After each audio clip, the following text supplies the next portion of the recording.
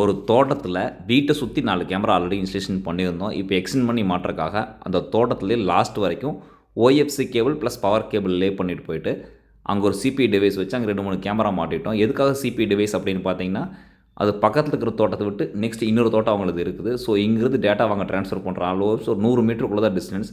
டேட்டாவை ட்ரான்ஸ்ஃபர் பண்ணி நெக்ஸ்ட்டு அந்த இடத்துக்கு என்ன பண்ணியிருக்கோம் அப்படின்னா, பவர் சப்ளைக்காக ஒரு சோலார் பேனல் தனியாக வச்சு ஒரு பேட்டரி வச்சு டிசி டு ஏசி கன்வெர்ட்டர்லாம் இன்ஸ்டலேஷன் பண்ணி பவர் சப்ளை மட்டும் அதுலேருந்து எடுத்துகிட்டு டேட்டாவை சிபி டிவைஸ் மூலிமா டேட்டா எடுத்து ஆல்மோஸ்ட் எல்லாமே ஒரே இடத்துல ரெக்கார்டிங் ஆகிற மாதிரி பண்ணியிருக்கோம்.